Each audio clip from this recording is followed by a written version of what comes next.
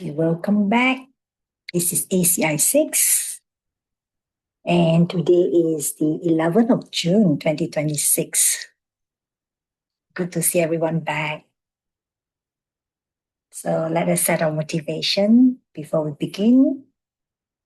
So I invite you to get ready and close your eyes.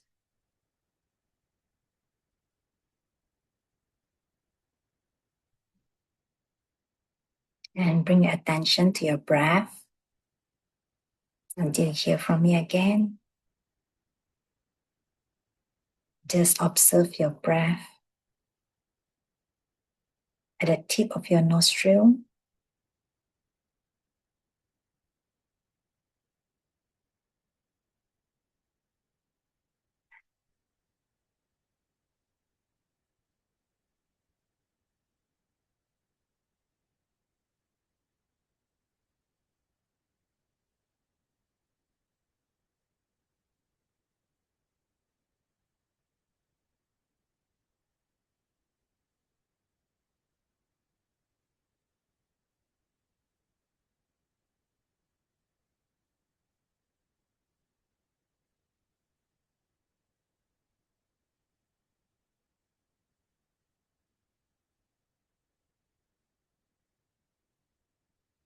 And before we begin, we think about our life for a while, the challenges that we are facing.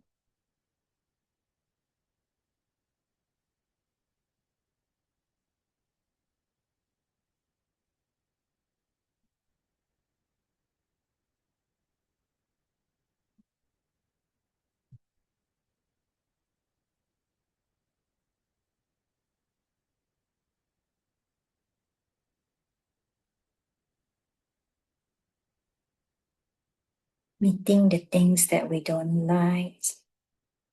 We're not getting the things that we want.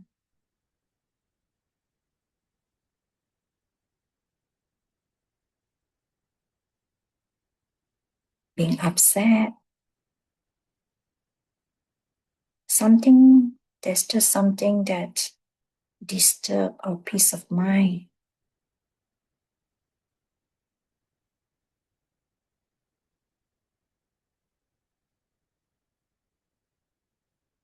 And how wonderful it would be if we can be free of all this.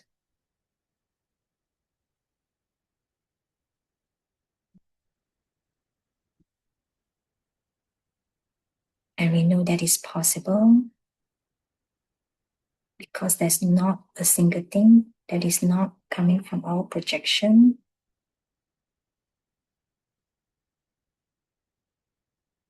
That there is nothing in our life, nothing in our world that has any true existence.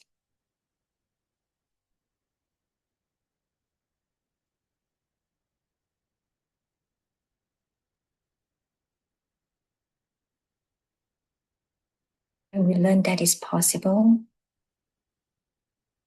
in ACI 6. And that is putting a crack into how we are perpetuating our suffering,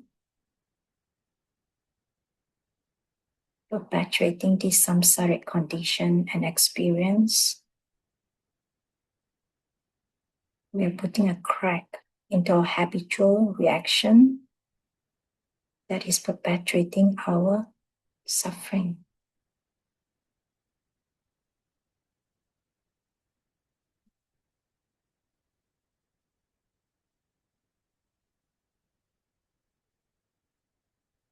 And we are so grateful. There's no way we can repay. And there is no payment for the class. And so we think of the perfect world. The perfect world that we promise to help create. And we offer the mandala. We imagine we can hold our hand and offer the mandala, followed by taking refuge. Here is the great earth, filled with the smell of the incense, covered with a blanket of flowers, the great mountain forelands, wearing a jewel of the sun and the moon. In my mind, I make them the paradise of the Buddha, and I offer to you. By this deed, may every living being experience pure world. Idam Guru Anamadala Kamniyatayami. We go for refuge and am enlightened. To the Buddha, the Dhamma, and the highest community, through the merit that I do in giving and the rest. May I reach Buddhahood for the sake of all beings. Go for refuge and am enlightened. To the Buddha, the Dhamma, and the highest community, through the merit that I do in giving and the rest. May I reach Buddhahood for the sake of all beings. Go for refuge and am enlightened. To the Buddha, the Dhamma, and the highest community, through the merit that we do in giving and the rest, may we reach Buddhahood for the sake of all beings. And may it be so.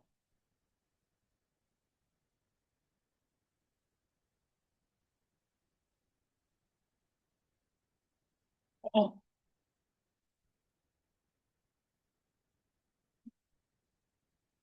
May I bring your mind back?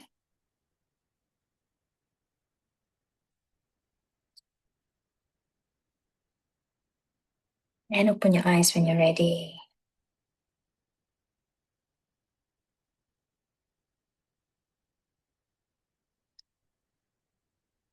We will be doing a long first, and after the long, we will do the review of the final exam. So the long is an oral transmission in our tradition, where we pass the teaching from one person to another. It is kind of like getting an oral blessing for us, for whoever listening, to practice and to pass on the teaching to others. And so as you listen to the long, keep your mind on the words as well as you can. And if your mind wanders, just gently bring it back. Okay, keep your mind on the words. So I would suggest that you close your eyes as I read the long. Just close your eyes and just listen, okay? So get ready.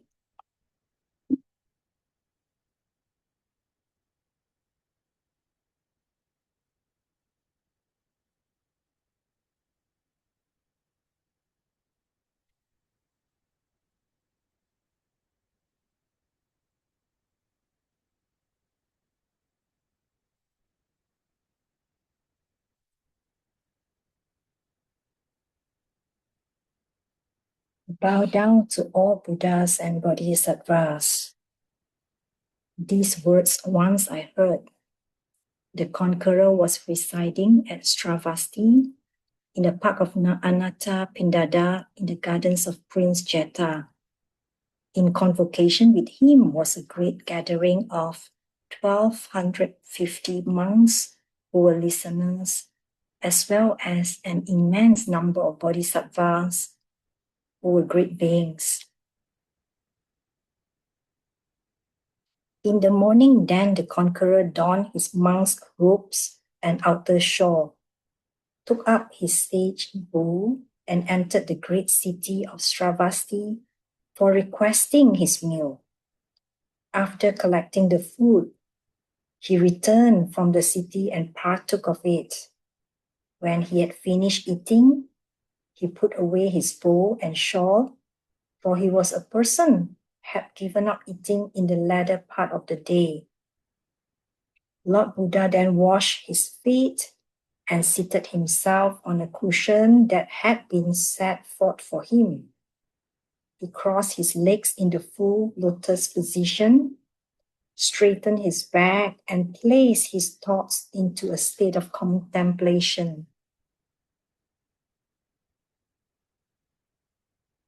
Then a great number of monks advanced towards the conqueror, and when they had reached his side, bowed and touched their heads to his feet. They circled him in respect 3 times and seated themselves to one side. At this point, the junior monk Subhuti was with this same group of disciples and took his seat with them.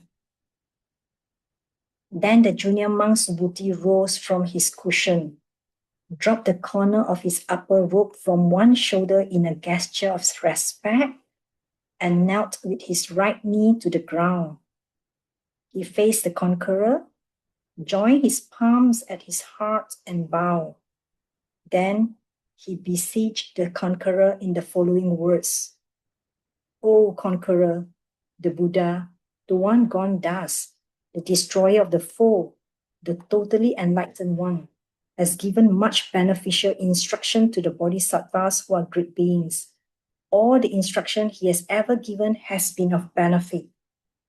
And the one gone thus, the destroyer of the foe, the totally enlightened one, has as well instructed these bodhisattvas who are great beings by granting them clear direction. All the clear direction he has ever granted, O conqueror, has been a wondrous thing. It is, O conqueror, a wondrous thing. And now, O conquering one, what of those who have entered well into the way of the bodhisattva? How shall they live? How shall they practice? How should they keep their thoughts? This did Subhuti ask, and then the conqueror spoke the following words in reply to Subhuti's questions.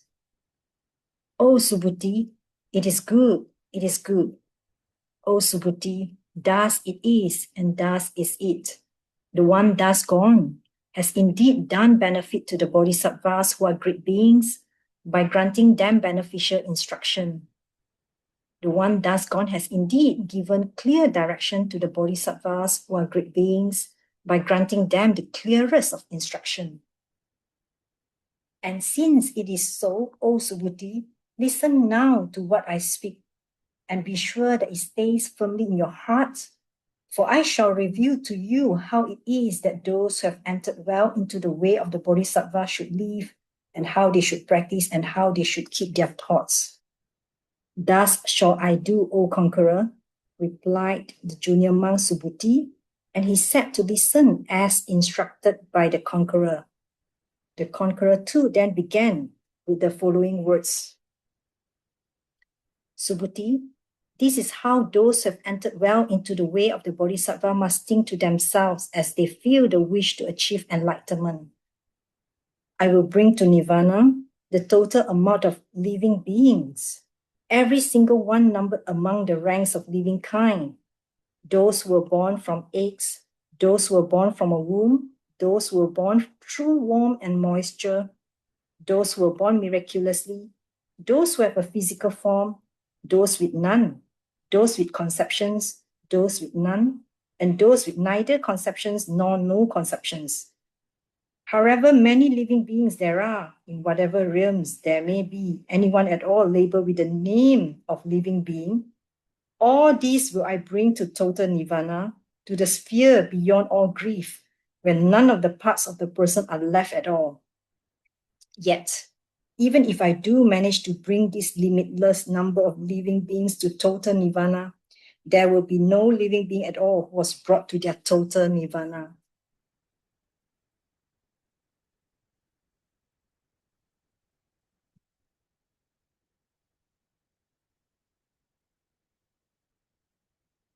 Why is it so? Because, Subhuti, if a bodhisattva were to slip into conceiving of someone as a living being, then we could never call them a bodhisattva. Why is it so?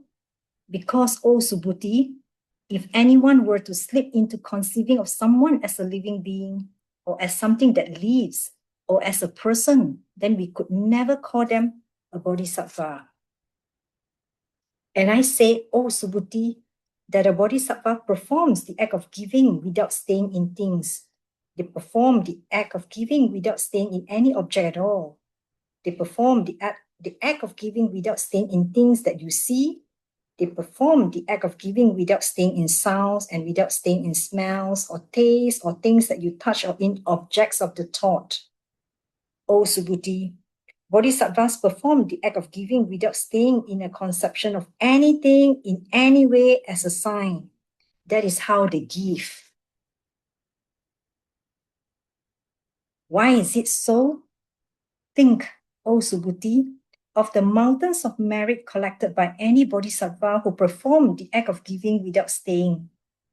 This merit, O Subhuti, is not something that you could easily ever measure.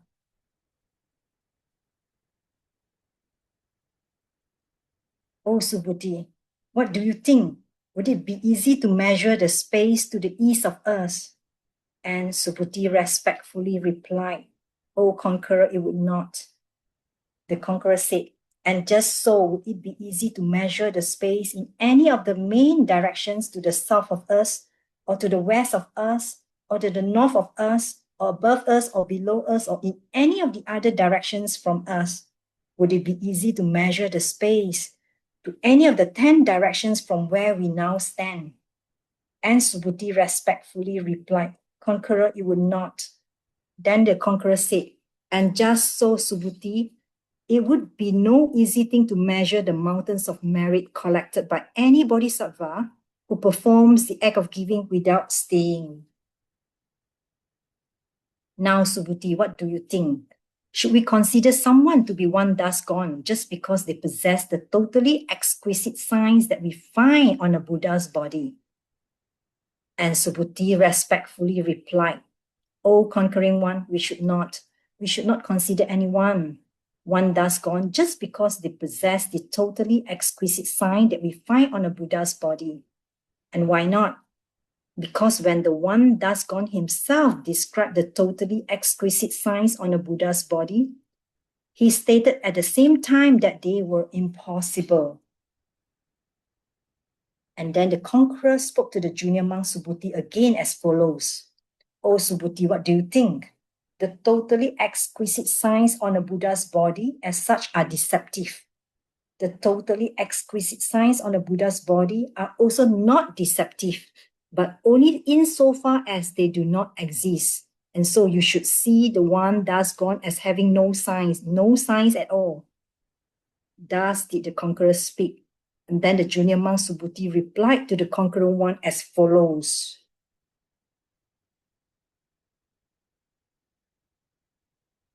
O conqueror, what will happen in the future, in the days of the last 500, when the holy Dharma is approaching its final destruction?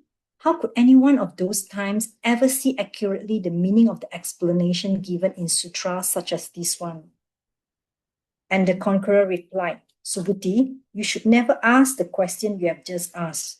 What will happen in the future, in the days of the last 500, when the Dharma is approaching its final destruction? How could anyone of those times ever see accurately the meaning of the explanation given in sutras such as this one?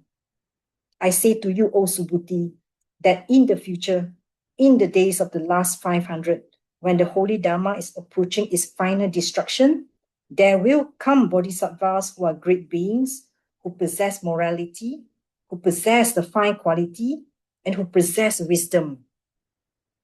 And these bodhisattvas who are great beings, O Subhuti, will not be ones who have rendered honor but to a single Buddha, or who have collected stores of virtue with a single Buddha.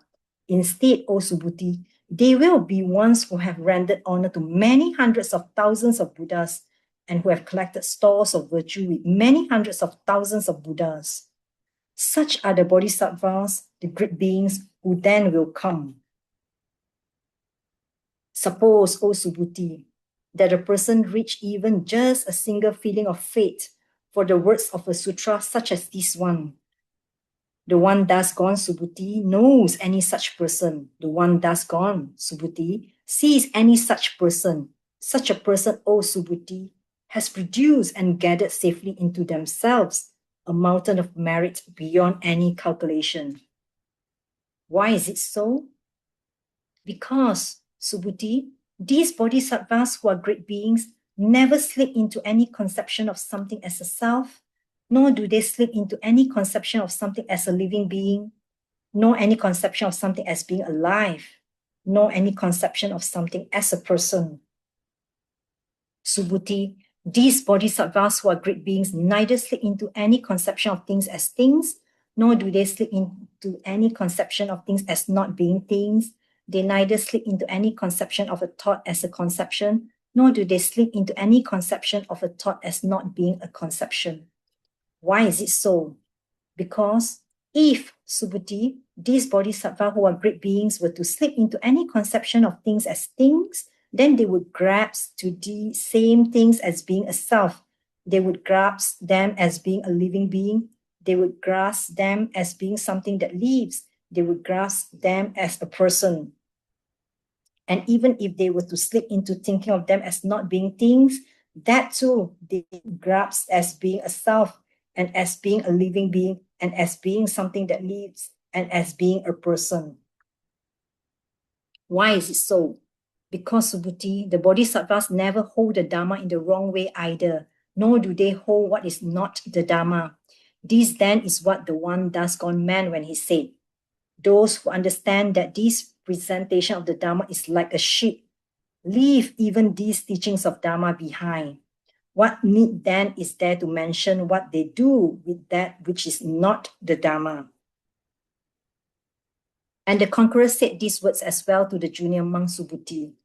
Subhuti, what do you think? Is there any such thing as an enlightenment where those gone thus reach some incomparable, perfect and total Buddhahood? And thus the one thus gone ever teach any Dharma at all? Then the junior monk Subhuti replied to the conqueror in the following words.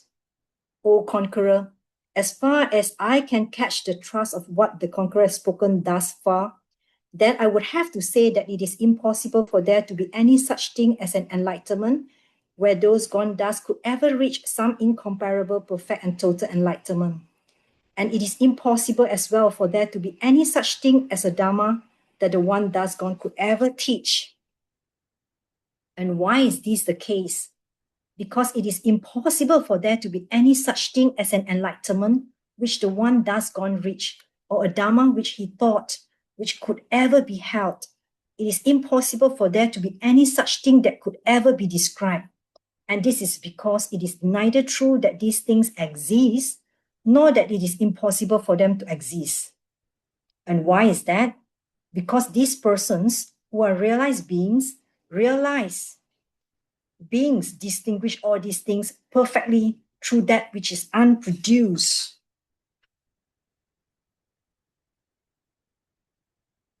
And once more the conqueror spoke, O Subhuti, what do you think? Suppose some son or daughter of noble family were to take all the planets of this great world system, a system with 1,000 of 1,000 of 1,000 planets, and cover them with the 7 kinds of precious substance and offer them to someone. Would that son or daughter of noble family create many great mountains of merit from such a deed? Subhuti respectfully replied, O conqueror, many would it be. O you who have gone to bliss, it would be many. This son or daughter of noble family would indeed create many great mountains of merit from such a deed. And why is it so? Because, O conqueror, these same great mountains of merit are great mountains of merit that could never exist. And for this very reason do the one gone thus speak of great mountains of merit, great mountains of merit. And then the conqueror said, suppose, O Subhuti, that some son or daughter of noble family were to take all the planets of this great world of system, a system with 1,000 of 1,000 of 1,000 planets, and cover them all with the 7 kinds of precious substance and offer them to someone. Suppose, on the other hand, that someone held but a single verse of 4 lines from this particular presentation of the Dharma and explained it to others and taught it correctly. By doing the latter, a person would create many more great mountains of merit than with the former. The mountains of their merit would be countless and beyond all calculation. Why is it so? Because, O Subhuti, this is where the matchless and totally perfect enlightenment of the one thus gone, the destroyers of the four, the totally enlightened Buddhas, comes from. It is from this as well that the Buddhas, the conquerors, are born. Why is it so?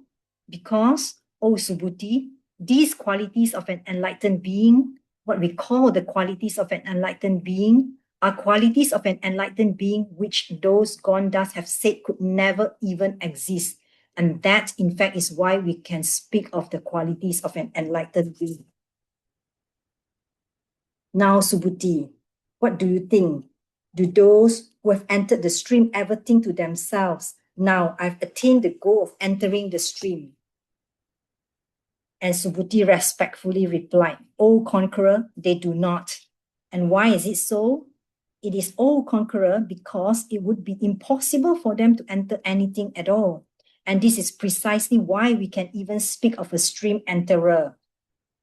They neither enter into things that you can see, nor into words, nor into smells, nor into taste, nor into things you can touch, nor into objects of the thought.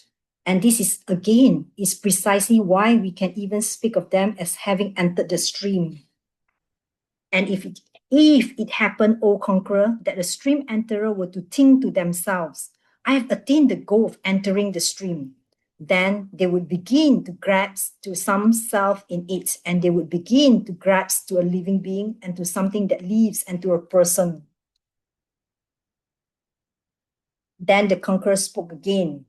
What, O Subhuti, do you think? Do those who are to return but once ever think to themselves, now I've achieved the goal of returning but once?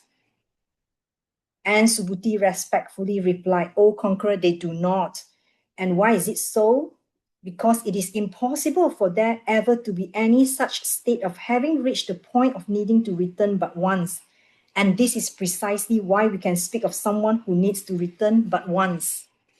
And once again did the conqueror speak.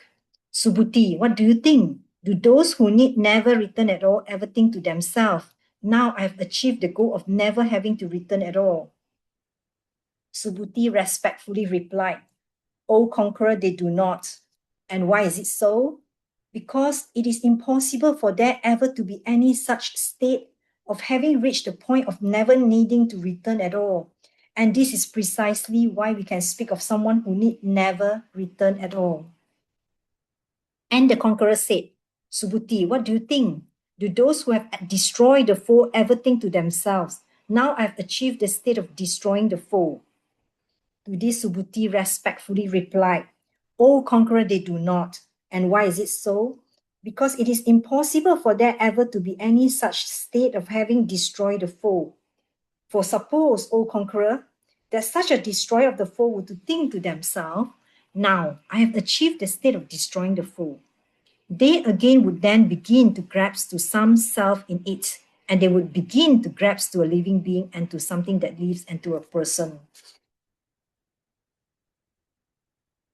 O conqueror, I declare that the ones thus gone, those destroyed of the foe who are the totally enlightened Buddhas, reside in the highest of all those states that are free of negative emotions. And I am, O conqueror, a person who is free of desire. I am a foe destroyer. But I do not, O conqueror, think to myself, I am a destroyer of the foe. For suppose, O conqueror, that I did think to myself, I've attained the state of a foe destroyer. If I did think this way, then the one thus gone could never have given me the final prediction. He could never have said, O son of noble family, O Subhuti, you will reach the highest of all those states that are free of the negative emotions. Because you will stay in no state at all. You will have reached the state free of negative emotion. You will have reached what we call the state of free of negative emotions. And then the conqueror spoke yet again, O Subhuti, what do you think? Was there anything at all which the one thus gone ever received from that one thus gone, the destroyer of the foe, the perfectly enlightened Buddha called maker of light? And Subhuti respectfully replied, O conqueror, there was not. There exists nothing at all which the one thus gone received from that one thus gone, the destroyer of the foe, the perfectly enlightened Buddha called maker of light. Then the conqueror spoke once more. Suppose, O Subhuti, that some bodhisattva were to say, I'm working to bring about my paradise. This would not be spoken true. Why is it so? Because the one thus gone have stated that this paradise, what we call paradise, this land that we work to create, do not even exist. And this is precisely why we can even call them paradise. Since this is so, O Subhuti, those bodhisattva who are great beings develop their wish without staying in these thoughts. They develop their wish without staying in anything at all. They develop their wish without staying in anything you can see. They develop their wish without staying either in sounds, nor in smell, nor in taste, nor in things you can touch, nor in objects of the thought. O Subhuti, it is thus, suppose, for example, that someone's body were to grow this large. Suppose it were to grow as large as the king of all mountains, Mount Sumeru. What do you think, Subhuti? Would that person's body be large? And Subhuti respectfully replied, O conqueror, such a body would be large. O you who have gone to bliss, such a body would be large. And why so? Because those gone thus have stated that it could never be a thing at all. And this is precisely why we can even speak of a body. Because those gone thus have stated that it could never be a thing at all, we call it a large body. And again did the conqueror speak. O Subhuti, what do you think? Suppose you counted every drop of water in the Ganges river and then had exactly that many Ganges rivers. Would the number of drops in these many Ganges rivers be very many? And Subhuti respectfully replied, O conqueror, if the amount of drops in just this one Ganges river is so great, then what need mention the amount of drops in so very many Ganges rivers? Then the conqueror said, O Subhuti, try to imagine it. Try to comprehend it. Think now of a mass of planets equal in number to the number of drops in all these Ganges rivers. And then imagine that some woman or man has come and covered all of them with the 7 kinds of precious substance, and then gone and made a gift of these planets to the one gone thus, to the destroyer of the foe, the totally enlightened one, the Buddha. What do you think, Subhuti? Would that woman or man create much merit from such a deed? Subhuti respectfully replied, O conqueror, much would it be. O you who have gone to bliss, it would be much. This woman or man would indeed create much merit from such a deed. And the conqueror said, yes, Subhuti, suppose that someone did do this. Suppose they did take all these planets and cover them with the 7 kinds of precious substance and offer them as a gift to the one gone thus, the destroyer of the foe, the totally enlightened one, the Buddha. And now, suppose that someone else held but a single verse of 4 lines from this particular presentation of the Dharma and explained it to others and taught it correctly. This second person would create much more merit from their action. Their merit would be countless and beyond all calculation. And I say to you further, O Subhuti, any place where even just a single verse of 4 lines from this particular presentation of the Dharma is read out loud or has ever before been read out loud, thereby becomes a stupa, a place where the entire world, along with its gods and humans and demigods, can come and pay them honor. And if this is so, then there is no need to say that any person who takes up this particular presentation of the Dharma, or who holds it, or reads it, or comprehends it, or thinks of it in the proper way, thereby becomes someone who is truly wondrous. And this is because we can then say that the teacher himself is in that place, as is every other spiritual teacher who has ever lived. Thus did the Buddha speak. And then the junior monk Subhuti addressed the following words with great respect to the conqueror. O conqueror, what is the name of this particular presentation of the Dharma? How are we to consider it? Then the conqueror spoke the following to the junior monk Subhuti. Subhuti, this particular presentation of the Dharma is known as the perfection of wisdom, and that is how you should consider it. Why is it so? Because, O Subhuti, that same perfection of wisdom spoken by the ones thus gone is a perfection of wisdom that doesn't even exist. And this is precisely why we can call it the perfection of wisdom. O Subhuti, what do you think? Is there any Dharma at all which the ones thus gone ever speak? And Subhuti respectfully replied, O conqueror, none of the Dharmas ever spoken by the one thus gone exist at all. And the conqueror spoke again, O Subhuti, what do you think if we took all the atoms of dust that exist in all the planets of the great world system, a system with 1,000 of 1,000 of 1,000 planets, would that be a great many atoms of dust?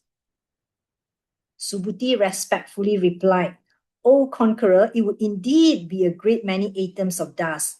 O one who has gone to bliss, a great many would that be. And why is it so?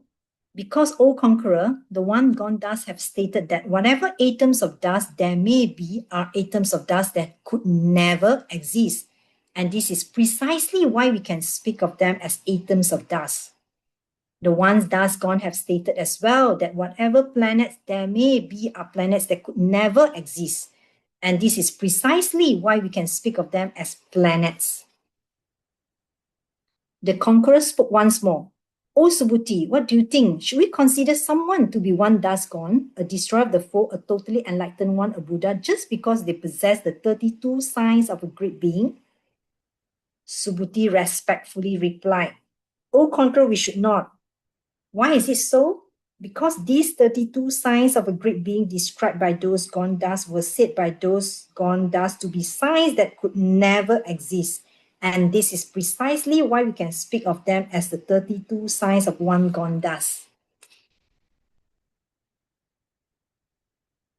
And then the conqueror said, and I tell you further, O Subhuti, suppose some woman or man were to give away their own body, and do this with as many bodies as there are drops of water in the Ganges. And suppose, on the other hand, that someone held even so little as 4 lines of verse from this teaching and taught it to others.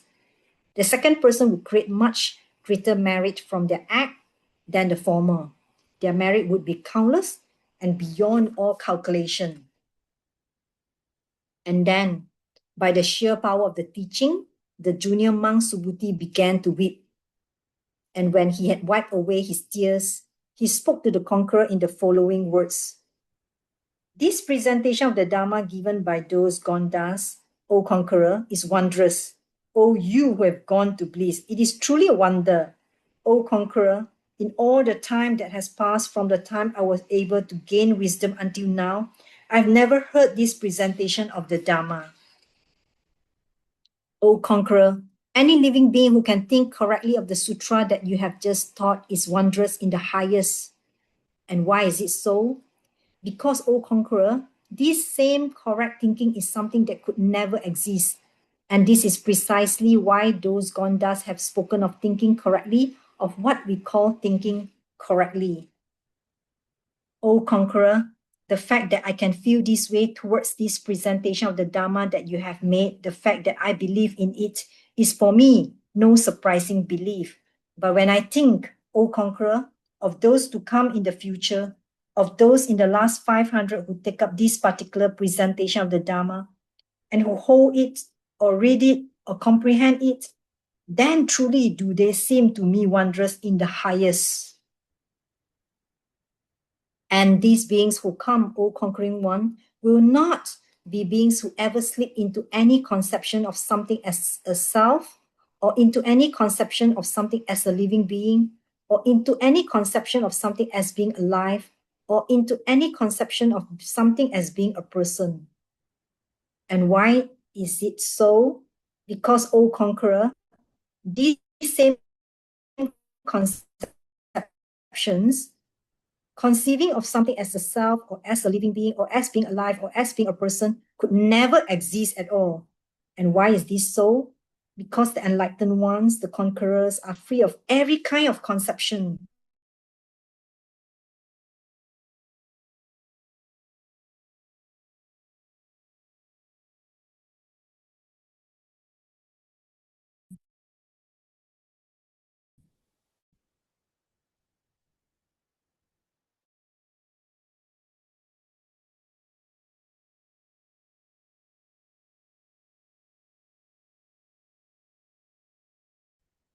And when Subhuti has made full Subhuti, the one thus gone now speak to you the highest perfection. And the highest perfection which the one thus gone now speaks to you is that same highest perfection which conquering Buddhas beyond any number to count has spoken as well. And this is precisely why we can even speak of it as the highest perfection. And I say to you further, O Subhuti, that the perfection of patience spoken by the one thus gone is a perfection that doesn't even exist. Why is it so? Because, O Subhuti, there was a time when the king of Kalinka was cutting off the larger limbs and the smaller appendages of my body. At that moment, there came into my mind no conception of a self, nor of a sentient being, nor of a living being, nor of a person. I had no conception at all, but neither did I not have any conception. Why is it so?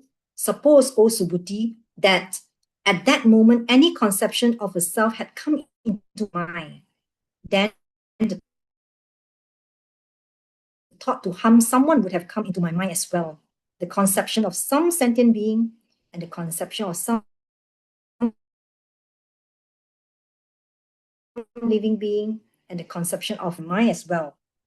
I see it, O Subhuti, with my clairvoyance. I took in times past 500 births as the sage called teacher of patience. And all during that time, I never had any conception of a self or of a living being or of something being alive or of a person. And this is why, O Subhuti, that the Bodhisattva, who are great beings, give up every kind of conception and develop within themselves the wish to achieve perfect and total enlightenment. And they develop the wish within them without staying in any of the things you see, nor in sounds, nor in smell, nor in taste, nor in the things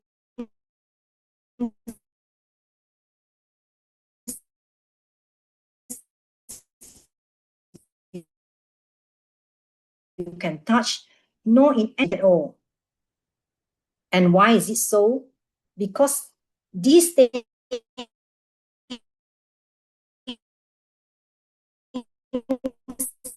never stay themselves. And these are the practice of giving out, staying. And I say to you further, O Subhuti, that this is how bodhisattvas give all that they have for the sake of every living being. And this same conception of anyone as a living being is a conception that does not exist. When the one does gone, when the one gone does speak of every living being, they too are living beings that do not even exist. And why is this so? Because, O Subhuti, the one thus gone is one who speaks right. He's one who speaks true. He's one who speaks precisely what is. The one thus gone is one that speaks without error, precisely that which is.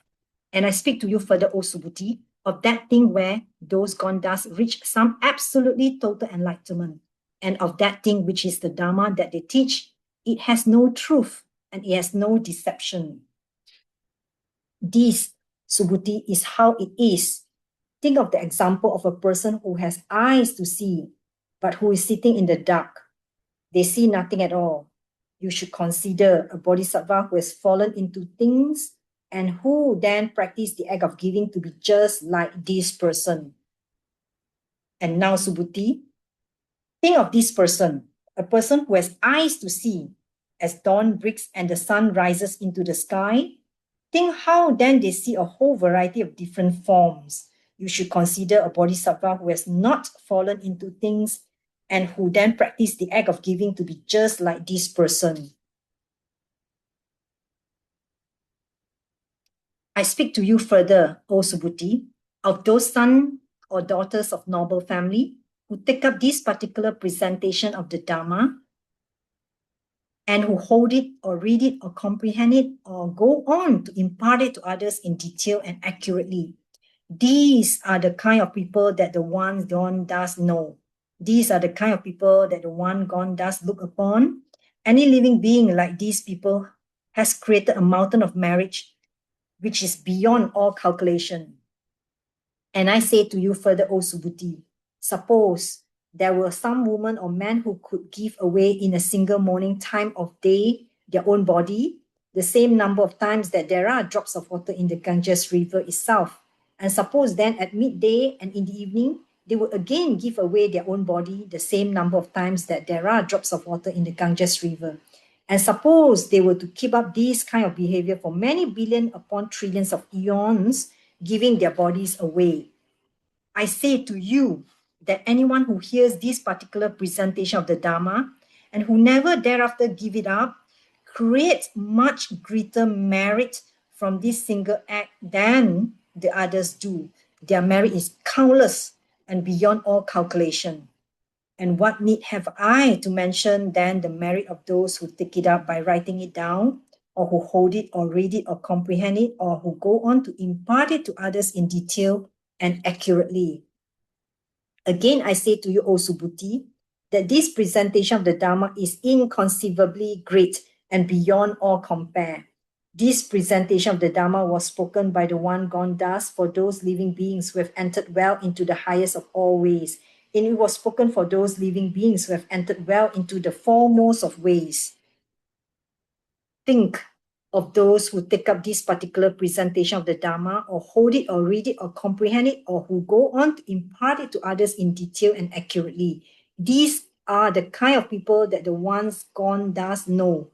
These are the kind of people that the one gone does look upon. Any living being like these people is possessed of a mountain of merit beyond all calculation. They are possessed of a mountain of merits, which is inconceivable, which is beyond all comparison, which cannot be measured, which is beyond all measure.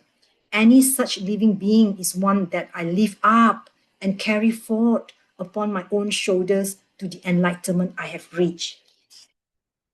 And why is it so? O Subhuti, those who are attracted to lesser things are incapable of hearing this presentation of the Dharma. Neither is it something for those who see some self, or for those who see some living being, or for those who see something that lives, and for those who see some person are incapable of hearing it. They're incapable of taking it up. They're incapable of holding it. They're incapable of reading it, and they're incapable too of comprehending it. There would never be any place for them to do so.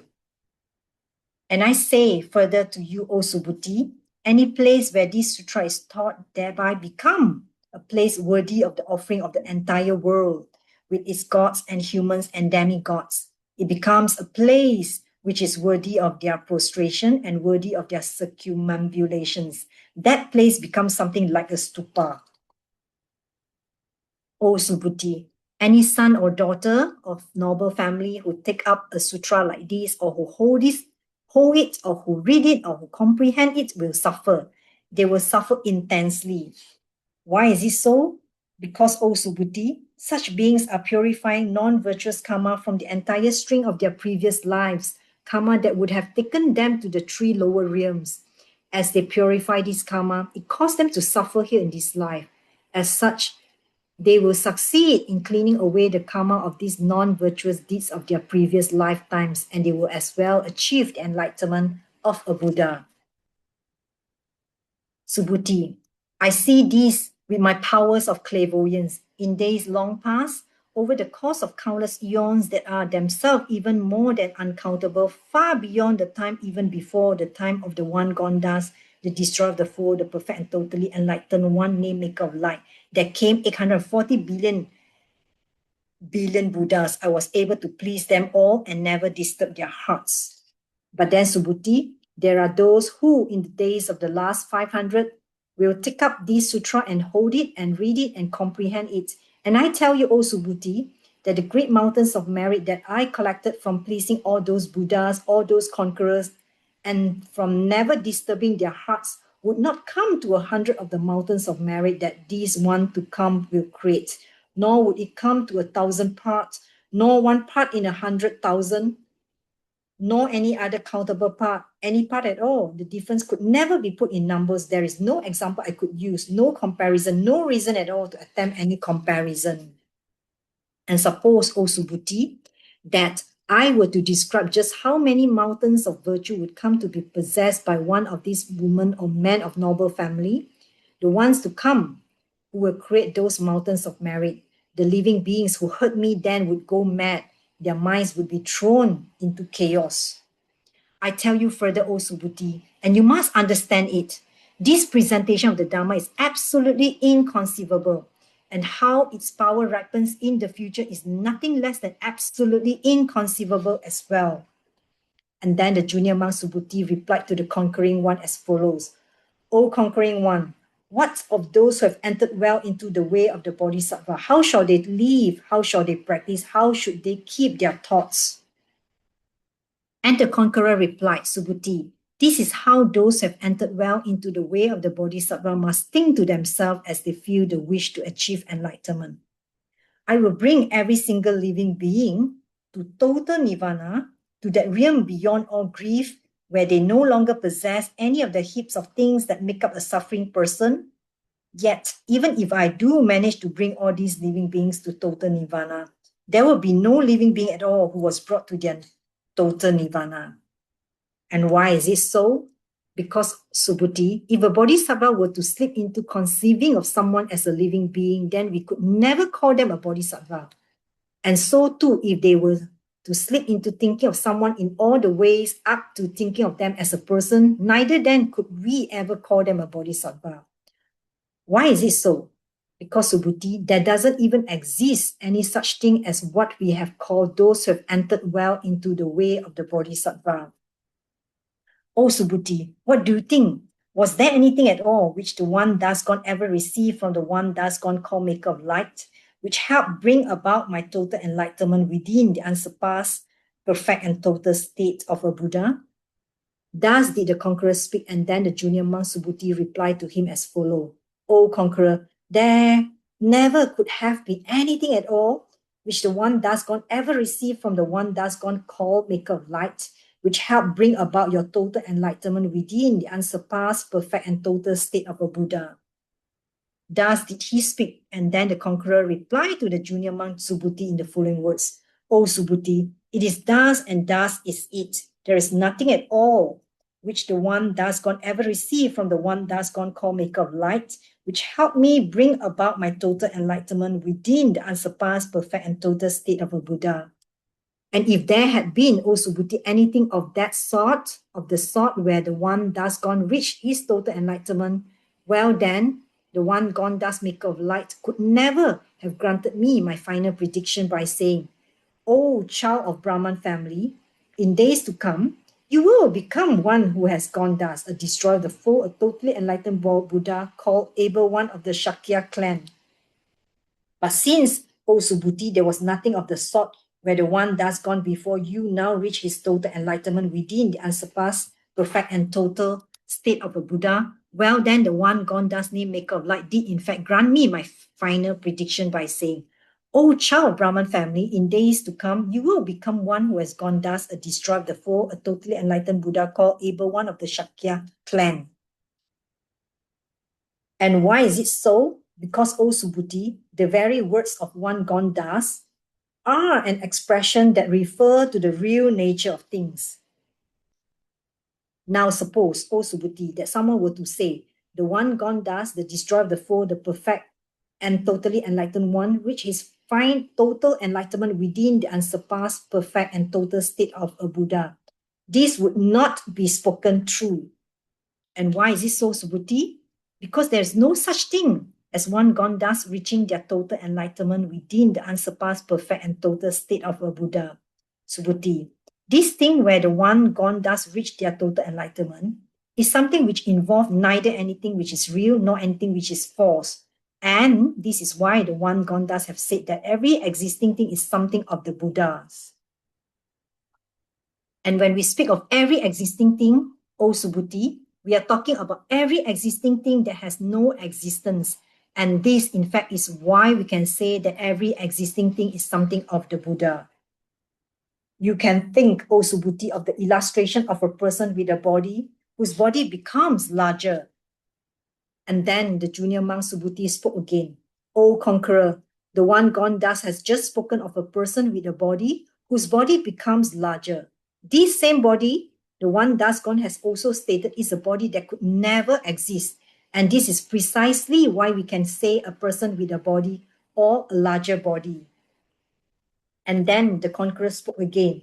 O Subhuti, this is how it is. Suppose some bodhisattva were to say, I will bring all living beings to total nirvana. We could never then call them a bodhisattva. Why is it so? Subhuti, do you think there is any such thing as what we call a bodhisattva? And Subhuti respectfully replied, O conqueror, no such thing could ever be.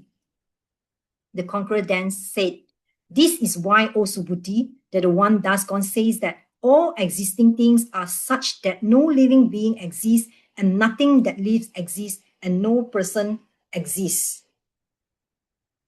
And suppose, O Subhuti, that some bodhisattva were to say, I'm working to bring about my paradise. That would not be spoken rightly. Why is it so? Because, O Subhuti, the paradise that you're working to bring about when you say, I'm working to bring about my paradise, is something that the one thus gone has said that you could never bring about. And this is precisely why we can even speak of this as paradise to bring about. And suppose again, O Subhuti, that there were a bodhisattva who believed that no existing object has a self, that no existing object has a self. This now is a person that the one thus gone, the destroyer of the foe, the perfect and totally enlightened one, would call a bodhisattva a bodhisattva.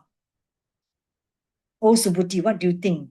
Does the one thus gone possess the eyes of flesh? And Subhuti respectfully replied, O conqueror, it is indeed so. The one thus gone does possess the eyes of flesh. And the conqueror said, O Subhuti, what do you think? Does the one thus gone possess the eyes of a god? And Subhuti respectfully replied, O conqueror, it is indeed so. The one thus gone does possess the eyes of a god. And the conqueror said, O Subhuti, what do you think? Does the one thus gone possess the eyes of wisdom? And Subhuti respectfully replied, O conqueror, it is indeed so. The one thus gone does possess the eyes of wisdom. And the conqueror said, O Subhuti, what do you think? Does the one thus gone possess the eyes of all things? And Subhuti respectfully replied, O conqueror, it is indeed so. The one thus gone does possess the eyes of all things. And then the conqueror said, O Subhuti, what do you think? Does the one thus gone possess the eyes of an enlightened being? And Subhuti respectfully replied, O conqueror, it is indeed so. The one thus gone does possess the eyes of an enlightened being. Then the conqueror said, O Subhuti, what do you think? Suppose you had a quantity of Ganges river equal in number to the number of drops of water in the Ganges river. And suppose that every one of the drops of water in all these rivers became a separate planet. Would these be very many planets? And Subhuti respectfully replied, O conqueror, it is indeed so. That would be a great many planets. And the conqueror said, O Subhuti, I know perfectly the separate mind stream, each of the thoughts that each of the total number of living beings in each of these planets possess. Why is it so? Because, O Subhuti, that thing we call a mind stream is a mind stream that the one thus gone has said does not even exist. Call it a mind stream. And why is it so? Because, O Subhuti, a mind which is past is non-existent, and a mind in the future is non-existent, and a mind that is going on at the present is non-existent as well. O Subhuti, what do you think? Suppose someone were to take all the planets of this great world system, a system with 1,000 of 1,000 of 1,000 planets, and cover them all with the 7 kinds of precious substance and offer them to someone. Would that son or daughter of noble family create many great mountains of merit from such a deed? And Subhuti respectfully replied, O conqueror, many would it be. O you who have gone to bliss, it would be many. The conqueror said, O Subhuti, thus it is, and thus is it. That son or daughter of noble family would indeed create many great mountains of merit from such a deed. And yet, O Subhuti, if these great mountains of merit were in fact great mountains of merit, then the one thus gone would never call these great mountains of merit great mountains of merit. O Subhuti, what do you think? Should we ever consider one gone thus simply because they have attained the physical form of an enlightened being? And Subhuti respectfully replied, O conqueror, it is not so. We should never consider one gone thus simply because they have attained the physical form of an enlightened being. And why is it so? Because, O conqueror, the attainment of the physical form of an enlightened being, this thing we call the attainment of the physical form of an enlightened being, is an attainment that the one thus gone has said could never exist. And this is precisely why we can even call it the attainment of the physical form of an enlightened being.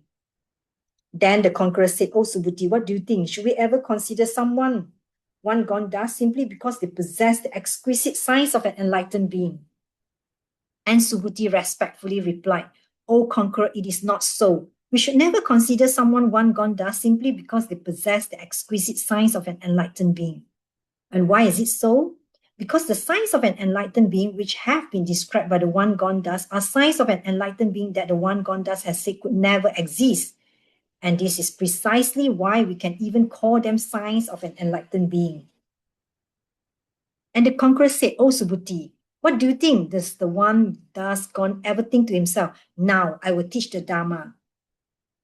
If you think he does, then I tell you, O Subhuti, that you should never see it that way. For there doesn't exist any Dharma that the one dust gone ever teach. Subhuti, anyone who ever says that the one dust gone teach the Dharma is talking about something that doesn't even exist and is completely mistaken and is denying who I am. Why is it so? Because, O Subhuti, the teaching of the Dharma that you are thinking of when you say teaching of the Dharma is a teaching of the Dharma that does not exist at all. And then the junior monk Subhuti again addressed the conqueror in the following words. O conqueror, will there be in days to come any living being who ever hears a teaching of the Dharma like this and who believe completely what it says? And the conqueror replied, O Subhuti, such beings will not be living beings, nor will they not be a living being. Why is it so? Because, O Subhuti, the things we call living beings are living beings that the one gone does have said are not. And that is precisely why we can call them living beings. O Subhuti, what do you think? Is there any such thing as one gone dust reaching their total enlightenment within the unsurpassed, perfect, and total state of a Buddha? The junior monk Subhuti replied, O conqueror, there could never be any such thing as the one gone dust reaching their total enlightenment within the unsurpassed, perfect, and total state of a Buddha. And the conqueror said, O Subhuti, thus it is, and thus it is it. There is no such thing at all. It is non-existent. There is no such thing. Not in the least, it is something non-existent. And that is precisely why we can even call it the unsurpassed, perfect, and total state of a Buddha. I say to you further, O Subhuti, that this thing is completely equal. There is nothing at all about it which is not equal. This too is precisely why we can call it the unsurpassed, perfect, and total state of a Buddha. This unsurpassed, perfect, and total state of a Buddha is completely equal in being something without a self, and without a living being, and without something that lives, and without any person. Every single thing which is virtue leads to this total enlightenment. O Subhuti, the one gone dust has said that these same things of virtue that we are talking about when we speak of things of virtue are things of virtue that don't even exist. And this is precisely why we can call them things of virtue. And I say to you further, O Subhuti, think of all the number of universal mountains that you would find on all the planets of this great world system. A system with 1,000 of 1,000 of 1,000 planets, and suppose that some daughter or son of noble family were to pile together the same number of heaps of the 7 precious things, each heap the same size as the mountain, and offer it as a gift to someone. Suppose that someone else were to take up and teach to others even so little as a single verse of 4 lines from this perfection of wisdom. I tell you, O Subhuti, that the mountain of merit created by the first person would not come to even 100th part of the mountain of merit created by the second. It would not come to any of the parts we spoke of before, all the way up to saying that there would be no reason to attempt any comparison between the two. Subhuti, what do you think? Does the one dust gone ever think to himself, I'm going to free all living beings? If you think that they do, then I tell you, O Subhuti, you should never see it like this. And why is it so? Because, O Subhuti, there is no living being at all that those gone dust could ever free. And if, O Subhuti, the one gone dust ever did free some living being, then he would be grasping to some self of the one gone dust, and to some living being, or to something that lives, or to some person of the one gone dust. And the one gone dust, O Subhuti, has said that this very act that we call grasping to some self is a grasping to this that doesn't even exist. It is, in fact, something that common beings, those who are still children, grasp to. And this Same common beings, O Subhuti, those who are still children, are beings that the one gone dust has said never exist at all. And that's precisely why we can call them common beings. O Subhuti, what do you think? Should we consider someone one gone dust simply because they possess exquisite science? And Subhuti respectfully replied, O conqueror, it is not so. We should never consider someone one gone dust simply because they possess the exquisite science of one gone dust. And the conqueror said, O Subhuti, thus it is and thus is it. We should never consider someone the one gone dust just because they possess exquisite science. If we were, Subhuti, to consider someone one gone dust simply because they possess exquisite science, then a real emperor would have to be one gone dust. As such, we should never consider someone one gone dust simply because they possess exquisite science. Then the junior monk Subhuti addressed the conqueror in the following words. As far as I grasp to trust, the trust of what the conqueror has said, we should never consider someone one gone dust simply because they possess exquisite marks. At this point, then the conqueror spoke these lines of verse. Whoever sees me in things you can see, whoever knows me in sounds to hear is living in error, has given me up. People like this can't see me at all. See that Buddhas are the nature of things. Our guides are the bodies of reality. Those for whom this nature of things is beyond the things they know will never be able to know things.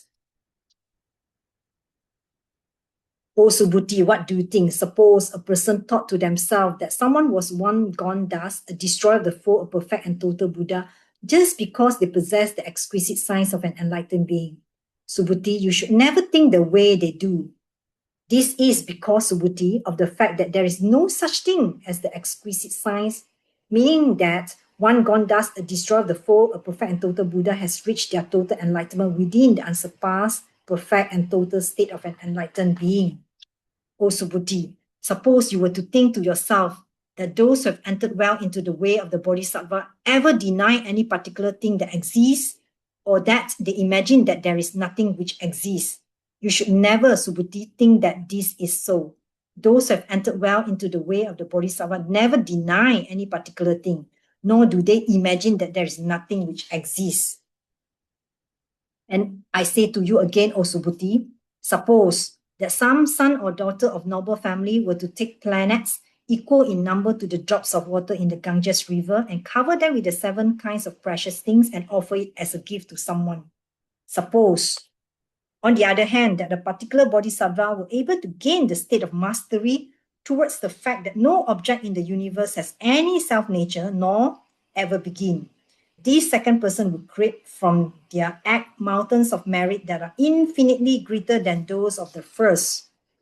I say to you again, O Subhuti, that bodhisattvas never gather in to themselves great mountains of merit.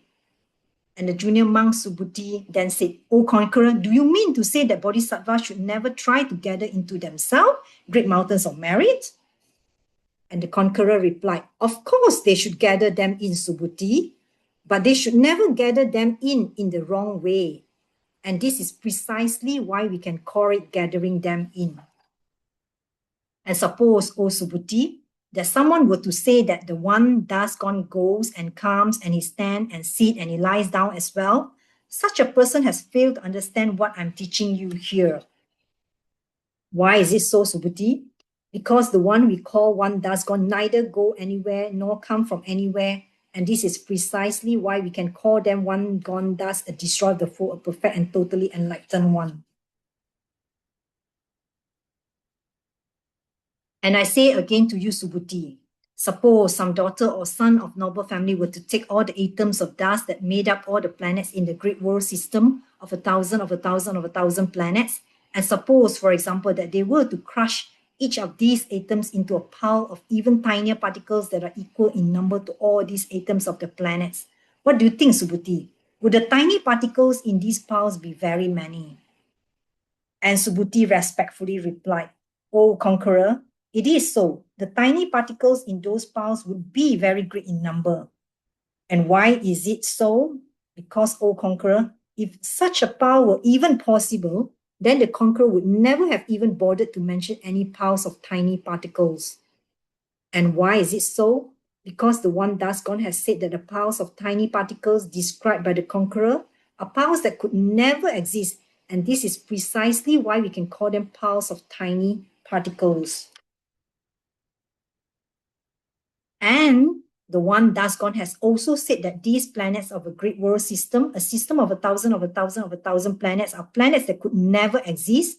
This is precisely why we can call them planets in a great world system, a system of 1,000 of 1,000 of 1,000 planets. Why is it so? Because, O Conqueror, if there were any such thing as a planet, then one would have to be grasping it as one whole solid thing. And the one thus gone has said that the tendency to grasp things as one whole solid thing, described by the one thus gone, is a kind of grasping that could never exist anyway. And this is precisely why we can call it grasping something as a whole solid thing. And then the conqueror said, "Oh, Subhuti, this very tendency to grasp things as one whole solid thing is nominal. The thing is beyond all words. Nonetheless, those who are still children, common beings, hold on to it. And suppose, O Subhuti, that someone were to say, the one thus gone talks about seeing something as a self, the one thus gone talks about seeing something as a living being, the one thus gone talks about seeing something as something that lives, and the one thus gone talks too about seeing something as a person. Do you think, Subhuti, that this would ever be said by someone who was speaking correctly?" And Subhuti respectfully replied, "O conqueror, it would not be so. O you who have gone to bliss, that would not be so." And why is it so? Because, O conqueror, the one gone thus has said that this same seeing something as a self described by the one gone thus is a way of seeing things that would never exist anyway. And this is precisely why we can call it seeing something as a self. Then the conqueror said, "O Subhuti, this is how those who have entered well into the way of the Bodhisattva should understand every single object in the universe. This is how they should see these things. This is how they should think of them. They should never live in a way where they conceive of anything as an object at all, and thus should they think of things." Why is it so? Because, O Subhuti, the one thus gone has said that conceiving of something as an object, this thing we call conceiving of something as something, is a conception that doesn't exist anyway. And this is precisely why we call it conceiving of something as something.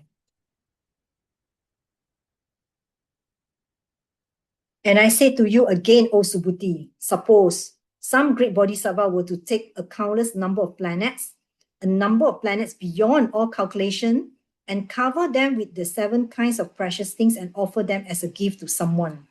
Suppose, on the other hand, that some son or daughter of noble family were to take up even so little as a single verse or 4 lines from this perfection of wisdom, or hold it or read it or comprehend it or teach it to others in detail and accurately, they would from their act create infinitely more great mountains of merit beyond all count and beyond all calculation. And what would it be to teach this perfection accurately to others? It would be just the same as not teaching it to others, and that is precisely why we can call it teaching it to others and accurately. See anything brought about by causes as like a star, an obstruction of the eye, a lamp, an illusion, the dew or a bubble, a dream or lightning, or else a cloud. When the conqueror had spoken these words, then the elder Subhuti rejoiced, and so did the Bodhisattva there rejoice, and all 4 groups of disciples, the monks and the nuns, and the men with lifetime vows and the woman with lifetime vows. The entire world rejoiced, the gods and humans and near gods and spirits too. They rejoiced and they sang their praises of what the conquering one had spoken.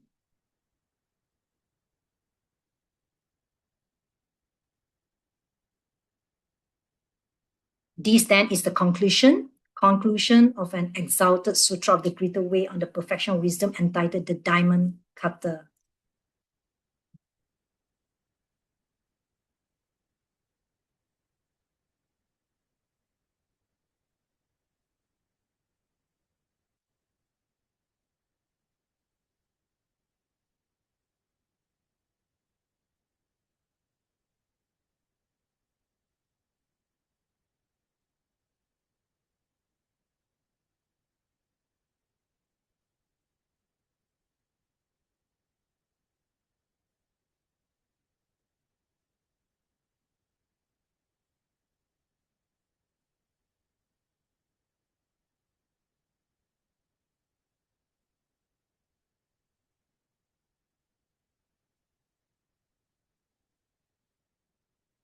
Okay, that is the oral transmission. I hope you're still okay. So when the first time when I heard of it, I, I can understand your feeling. Okay? I try to read as fast as I can, okay? Well, it was so torturing when during my time. I said, oh, when is it going to finish? Okay, I believe you would think the same, okay? I said, what is this? It's like I heard it before. How come it's like keep on repeating the same thing? It sounds that way, right? Okay. Okay, anyway, I don't know. Okay. I just follow what our tradition. Okay, yay! Okay, celebration. You. Thank you for staying with it. Okay, staying until the end. And we finish our ACI 6 nicely. And now is the 4 steps, 4-step planting, 4-step project. Okay, it's your turn now. You will take over from now. We have 10 minutes. Okay, I don't want to waste time, so we will do the review. Right? So let's look at it.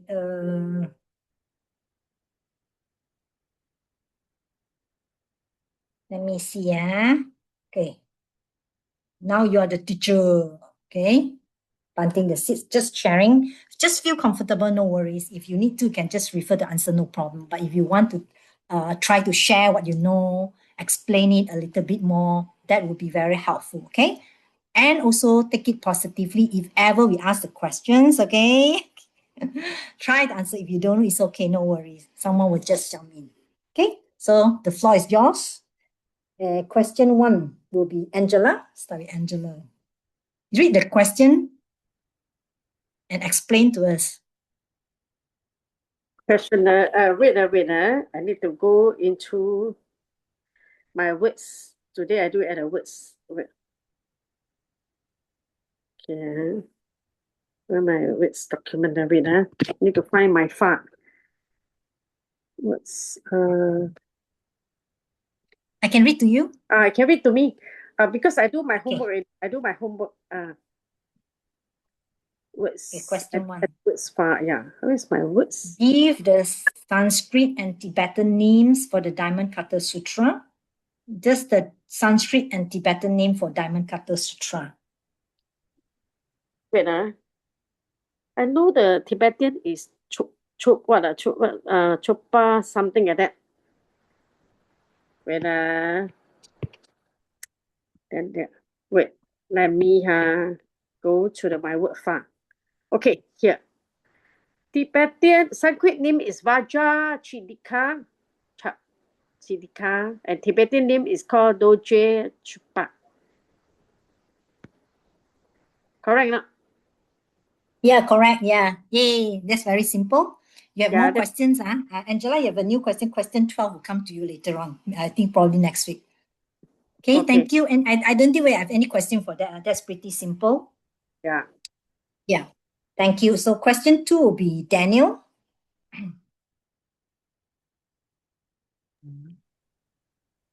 Hello. Go ahead. The floor is yours. Explain the 3 meanings of the word diamond.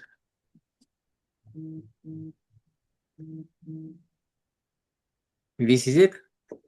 Yes. Yes, Daniel. Okay. Go ahead. Yeah. There are 3 meanings. Diamond is referred to emptiness in the sense of first one is the most important thing, the most strongest thing on the planet is the hardest thing. The second one is the transparency is very transparent and you can see through him, through that object. And the third one is if you break it in pieces, every piece is the same pure like the whole.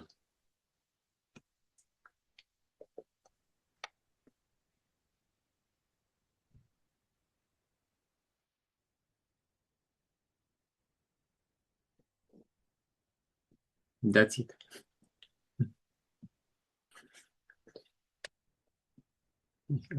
Frozen. Yeah, I think she's frozen from internet connection. Yeah, I think Good. goes. Teacher, I have a question, teacher. I have a question. So you're explaining to us, you are saying that you're explaining to me the meaning of using the diamond as for emptiness, right? Yep.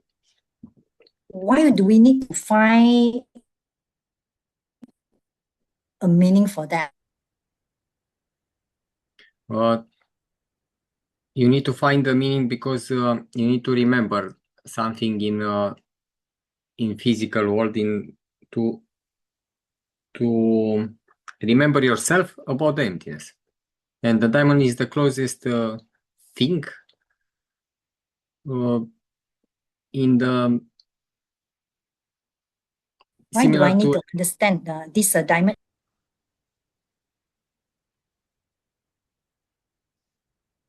Okay, I don't- so it's to help me to remember this is emptiness. Is that, teacher? yes. Uh, uh, uh, okay, so if I, okay, all right, thank you. All right. Thank you. Then we go for question 3. Thank you.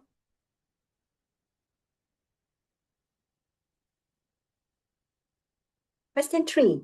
ISU. Yes. Why is it important to include the original woodcutter in the title? It's important to include this in the title because, as what mentioned earlier, the diamond actually is the closest object that one can use it to describe the emptiness, but yet it is not the same. It's still very far apart. That's why we need to use the word cutter we need to use the word cutter sorry, my mom was talking to me. We need to use the word cutter to shows that it's still different, but it's the closest that it can get to distract in terms of like the hardest, which is closest to the hardest nature of it, which is closest to the ultimate reality, and then the clear what is it? The clarity that like you can't see a diamond wall in front of you, and so the clarity of that, as well as the when you break it into different multiple part, everyone is perfect and pure and as precise as perfect actually. So it's just like how is it when it's just like the thing, for example, like the clear, it's just like things around us, like emptiness is always around us, but we don't see it. It's just like the diamond wall before us, and we don't see it lah.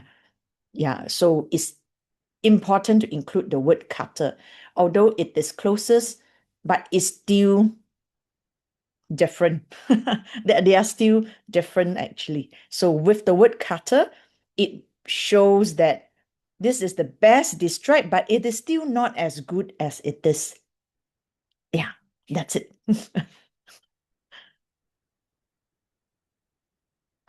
Teacher, you hang or I hang?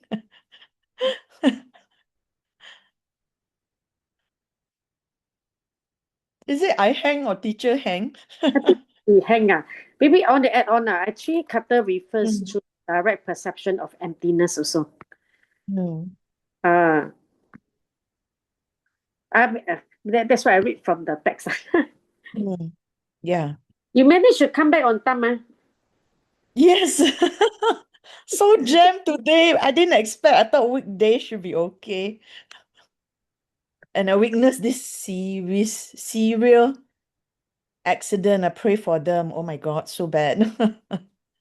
Yeah. Glad that you're back safely. Yeah. I think she hang. Let me see. Is teacher gone completely? Yeah, she's not Yeah, there she's already. not here. She's not there. I think maybe her line get cut lah because of your federal high. No, this one too powerful already. This topic, we're at the final exam. Too powerful. Ah, Maybe because she said, "Oh, you're all the teacher now."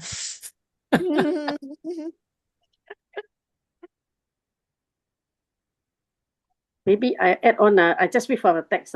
Say cutters refers to when you come out of the direct perception of emptiness, you'll see that every other perception you ever had was mistaken.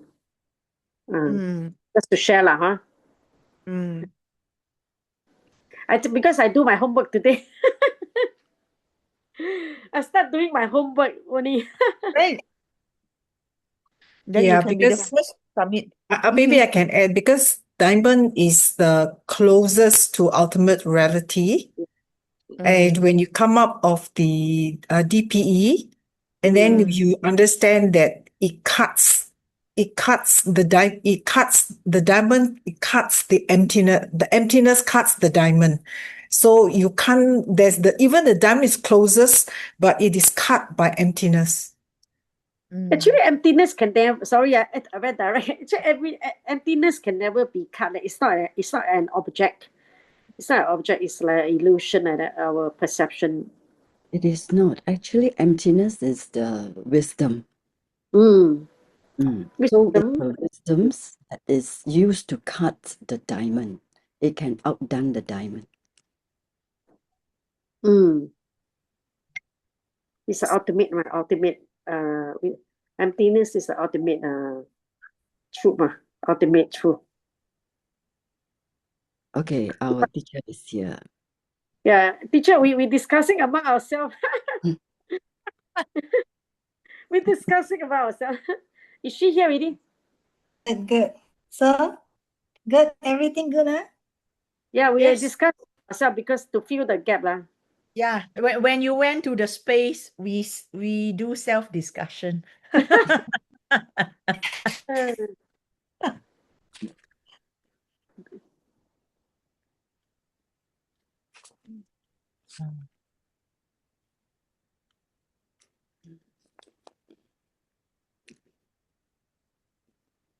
Okay, 2 more minutes.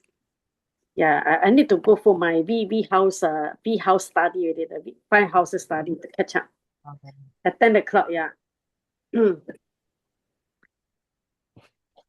Is teacher inside, huh? I can't see her.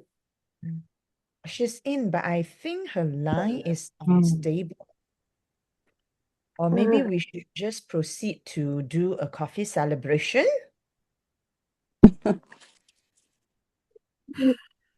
And to remember diamond and cutter. Maybe we have to stay in the mind and also to meditate at diamond and cutter, because Oh, okay. I received a message from her. Huh?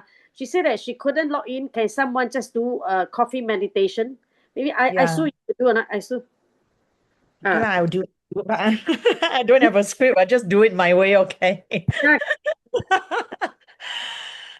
Okay, so let's do a quick coffee celebration. So next week, that's still another session. So for today, we will wrap up the wisdom, emptiness wisdom. We know that it will bring peace to everyone in the world. And if you feel comfortable, you may close your eyes. So for the past 8:30 to 10, 1.5 hours, we are discussing this. So may this collective wisdom will make a difference to many, many people out there. So we imagine a bright light, a shining diamond in the middle of our heart, shine through our body, the entire country where you're based in, the entire earth,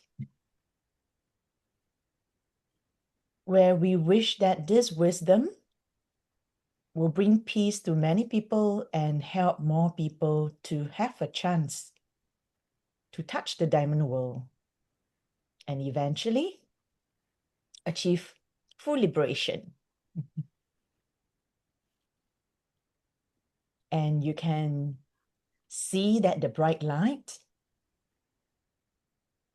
is stringed into like a shiny diamond and shoot it back into your heart. And you can feel the warmth in your body. And that will always guide us in our practice and to continue to learn the wisdom. As a good example for ourselves, for our family, our community, and anyone that where the path cross in future or current.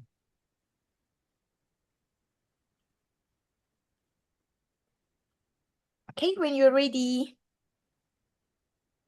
it's 10:02. I think Teacher Reg come in already.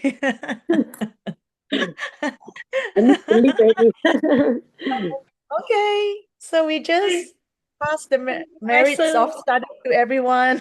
Thank And you. get seated. Thank you, everyone.